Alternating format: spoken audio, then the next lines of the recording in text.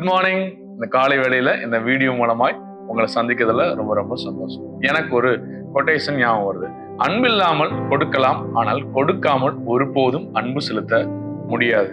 ஆமாங்க, நீங்க அன்பே இல்லாம யாருக்கு வேணா கொடுக்கலாம், ஆனா எதையுமே கொடுக்காம உங்களால அன்பு செலுத்தவே முடியவே முடியாது. இந்த உலகத்துல நீடோட இருக்கிற பீப்புள் நிறைய பேர் இருக்காங்க. நிறைய பேருக்கு நீட் இருக்கு.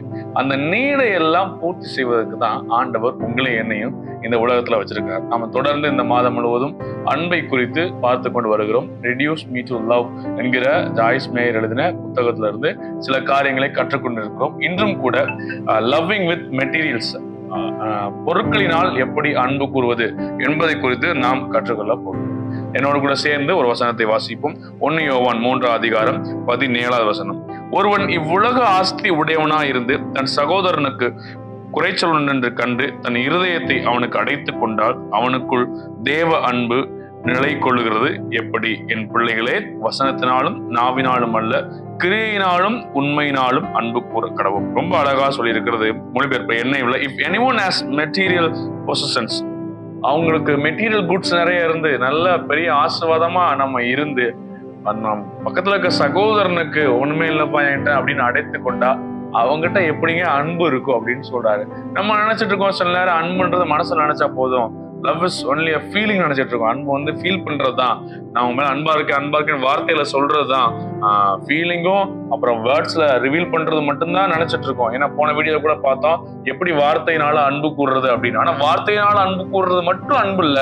வசனம் சொல்றது கிரியையினாலும் அன்பு கூட கடவும். எப்படி சொல்றதுக்கு முந்தின வருஷம் அந்த கிரியைனா என்ன கிரியை? உங்ககிட்ட மெட்டீரியல் பொசிஷன்ஸ் இருக்கு, சில மெட்டீரியல் குட்ஸ் இருக்குன்னா அதை மற்றவங்களுக்கு கொடுத்து அவரிடத்துல அன்பு கூற வேண்டும் என்று சொல்லியிருக்கிறது. Start where you are. நீங்க எங்க இருந்து ஸ்டார்ட் பண்ணணும்? சில பேர் நினைச்சிருப்பீங்க, ஐயோ என்கிட்ட எதுவுமே இல்லையே, என்கிட்ட கொடுக்குற அளவுக்கு பெருசா என்கிட்ட ஒண்ணுமே இல்லையே, நான் எதை போய் கொடுக்கறது, என்கிட்டயே கொஞ்சம் தான் இருக்கா.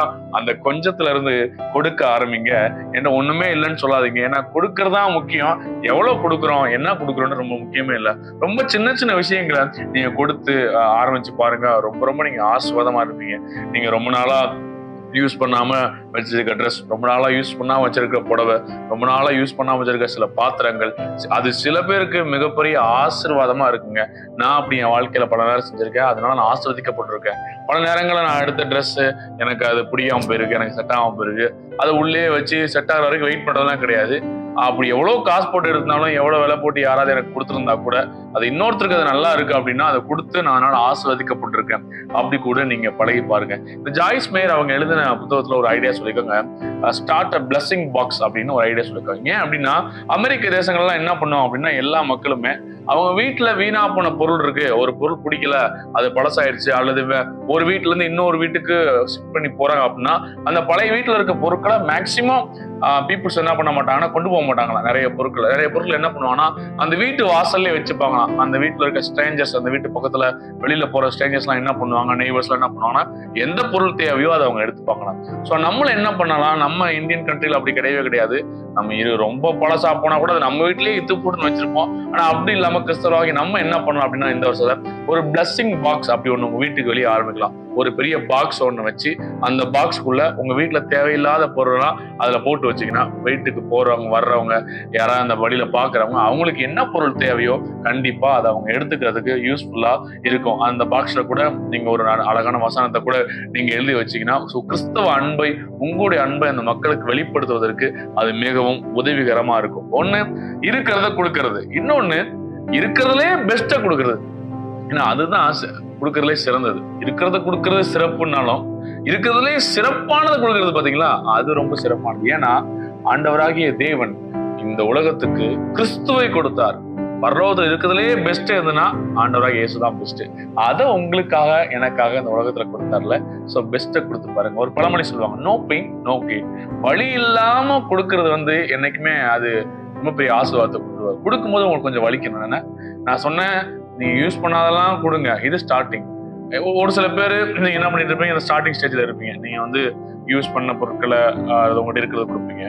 உங்களுக்கு பிடிச்ச பொருட்களை கொடுத்து பாருங்களேன், அதுதான் அன்பின் உச்சமே. ஏன்னா ஆண்டவராகிய தேவன் அப்படிதான் கிறிஸ்துவ கொடுத்தாரு. அவர் இருக்கிறதுலே பெஸ்ட், அவருக்கு பிடிச்ச விஷயம் வழியோட தான் கிறிஸ்து அந்த உலகத்துக்கு கொடுத்தார்.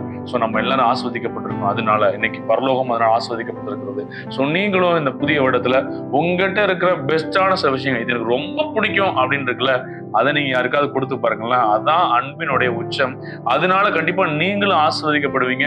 உங்ககிட்ட அந்த மெட்டீரியலை பெற்றுக்கொண்ட நபரும் ஆஸ்வதிக்கப்படுவார்கள். அதை இந்த வருடத்துல செய்து கொடுத்து, அதாவது மெட்டீரியல் திங்ஸை கொடுத்து, பொருட்களை கொடுத்து அன்பு செலுத்த தேவன் உங்களுக்கு இந்த நாள்ல உதவி செய்வாங்க. முதல்ல சொன்னதுபடியே நீங்க அன்பு இல்லாம கொடுக்கலாம், ஆனா கொடுக்காம ஒரு நாள் நீங்க அன்பு செலுத்தவே முடியாதுங்க. கொடுத்து அன்பு செலுத்தி இந்த நாளை ஆரம்பிக்க தேவன் உங்களுக்கும் எனக்கு உதவி செய்வார்கள். Thank you. God bless you and have a great day.